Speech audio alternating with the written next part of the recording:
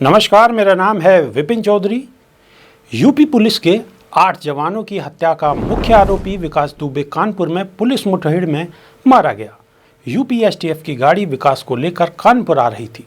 Police के मुताबिक बर्रा के पास अचानक रास्ते में गाड़ी पलट गई। इस हादसे में 4 सिपाही घायल हो गए।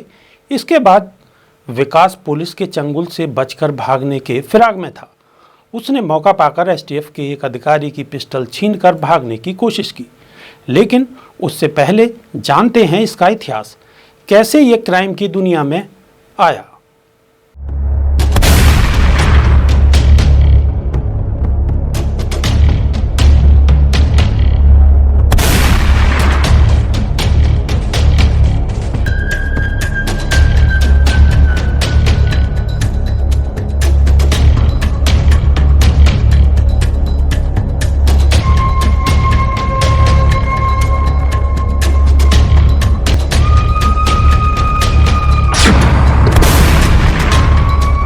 विकास दुबे खुद को सिर्फ गुनाहों की दुनिया तक सीमित नहीं रखना चाहता था, बल्कि सियासी गलियारों में भी दखल रखता था। वह अपना राजनीतिक गुरु पूर्व विधानसभा अध्यक्ष हरिकृष्ण श्रीवास्तव को मानता था। दरअसल विकास दुबे 25 साल से प्रदेश के प्रमुख राजनीतिक दलों के साथ रहा है। विकास दुबे 15 साल तक बसपा के साथ रहा तो 5 साल बीजेपी में और 5 साल सपा में रहा। पंचायत चुनाव के दौरान उसे बसपा से समर्थन मिला था, जबकि उसकी पत्नी को चुनाव में सपा का समर्थन हासिल रहा था। शायद इसलिए कोई भी दल विकास दुबे के खिलाफ खुलकर बोलने में संकोच कर रहा है। विकास दुबे कहता था कि मैं अपराधी नहीं हूँ, मेरी जंग राजनीतिक वर्चस्व की जंग है और ये मरते दम तक जारी रहेगी। शायद इसलिए ही कोई भी दल कुछ बोलने से बच रहा है। सन 2000 में राजनाथ सिंह यूपी के सीएम बने तो उन्होंने संतोष शुक्ला को दर्जा प्राप्त राज्य मंत्री बनाया, लेकिन सियासी रंजिश में 11 नवंबर 2001 को कानपुर के थाना शिवली के अंदर गोली मारकर उनकी हत्या कर दी गई।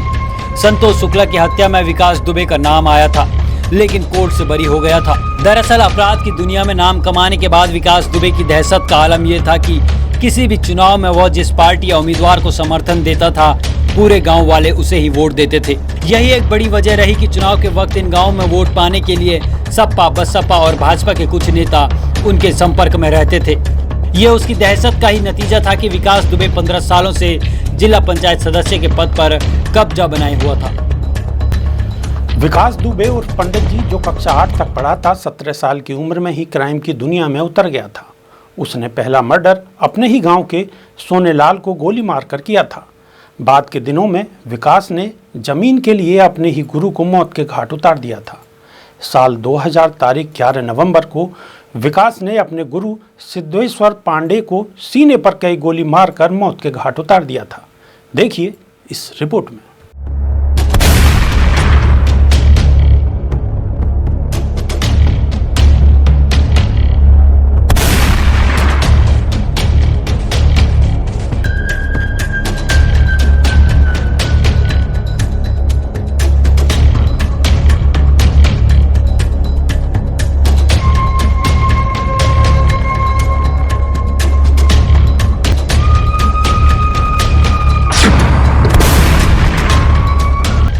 सिवली के ताराचंद इंटर कॉलेज के बगल में खाली पड़ा प्लॉट स्कूल मास्टर की हत्या का कारण बना।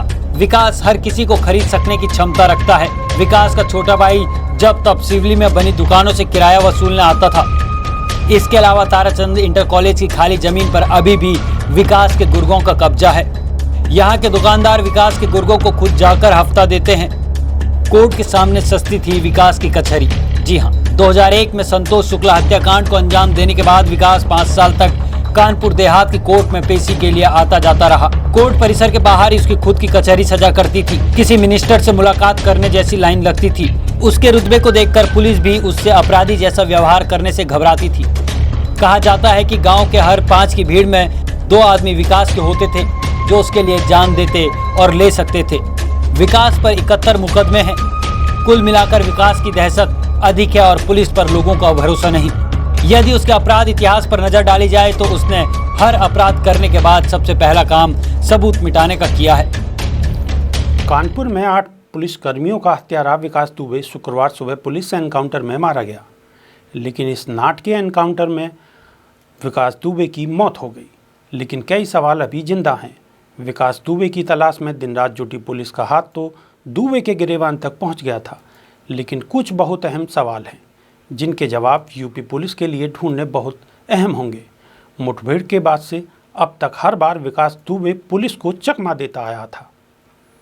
बहरहाल अब मोस्ट वांटेड विकास दुबे और इसके कारनामे इतिहास के पन्नों में दर्ज हो गए हैं, लेकिन बहुत से ऐसे राज हैं जो विकास दुबे से पुलिस की पूछताछ में सामने आ सकते थे, वह अब भी राज ही बनकर रह गए हैं।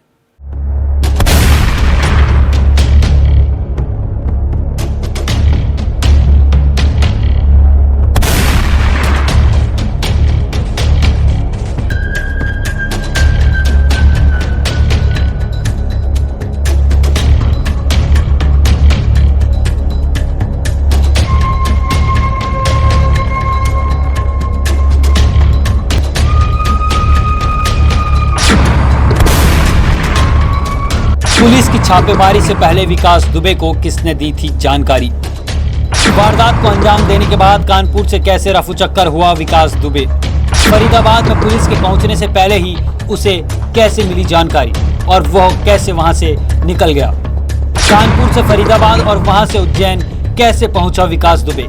कौन कर रहा था मदद? अपने साथियों के एनकाउंटर के बाद यूपी पुलिस के हत्थे नहीं चढ़ना चाहता था विकास दुबे। उज्जैन में क्यों दी गिरफ्तारी? क्या जानबूझकर पुलिस को दी गिरफ्तारी? एक हफ्ते से कहां छिपा था विकास दुबे? जिस कुख्यात अपराधी विकास दुबे की तलाश में उत्तर प्रदेश पुलिस की सैकड़ों टीमें खाक छान रही थी, वो कैसे 8 पुलिसकर्मियों की हत्याकांड के बाद उत्तर प्रदेश की सीमा से बाहर निकलने में कामयाब हो गया? क्या विकास दुबे को पुलिसकर्मियों की हत्याकांड के बाद भी राजनीतिक संरक्षण मिल रही थी? क्या अब भी यूपी पुलिस के हर मूवमेंट की जानकारी विकास दुबे को पहले से मिल रही थी? कई जघन्य अपराधों में आरोपी विकास दुबे किनकी मदद से करीब 30 साल तक बेखौफ होकर अपनी सत्ता चलाता रहा? यह कुछ ऐसे सवाल हैं जिनके जवाब मोस्ट वांटेड विकास दुबे के कफन में जाने के साथ दफन हो गए हैं। सबसे बड़ा सवाल, अपराधी विकास दुबे उज्जैन के महाकाल मंदिर में अपनी गिरफ्तारी के बाद खुद चिल्ला चिल्ला कर बता रहा था कि मैं विकास दुबे हूँ, कानपुर वाला। वह आखिर भागने की कोशिश क्यों करेगा? दूसरा, पुलिस के मुताबिक हादसे के बाद विकास दुबे ने ऐसे वक्त भागने की कोशिश की जब वह अकेला था और हथियारबंद एसटीएफ के जवान बड़ी संख्या में थे। तो क्या सातिर विकास दुबे ऐसी गलती कर सकता था? यह भी सवालों के घेरे में है। विकास दुबे का किन किन राजनीतिक लोगों से, पुलिस व अन्य शासकीय अधिकारियों से संपर्क था, जो अब उजागर नहीं हो पाएगा। पिछले 3-4 दिनों में विकास दुबे के 2 अन्य साथियों का भी एनकाउंटर हुआ, लेकिन तीनों एनकाउंटर का पैटर्न एक समान क्यों? यह पता लगाना आवश्यक है कि विकास दुबे ने मध्य प्रदेश के उज्जैन महाकाल मंदिर को सरेंडर के लिए क्यों चुना? मध्य प्रदेश के कौन से प्रभावशाली व्यक्ति के भरोसे वो यहाँ उत्तर प्रदेश पुलिस के एनकाउंटर से बचने आया था? क्या राज खुलने से, सरकार पलटने से बचाई गई? बहरहाल अब मोस्ट वांटेड विकास दुबे उसके कारनामे इतिहास के पन्नों में दर्ज हो गए हैं, लेकिन बहुत से ऐसे राज हैं जो विकास दुबे से पुलिस की पूछताछ में सामने आ सकते थे, लेकिन अब वह राज ही बनकर रह गए हैं। अभी के लिए सिर्फ इतना ही। देश और दुनिया की खबरों के लिए बने रहिए हमारे साथ।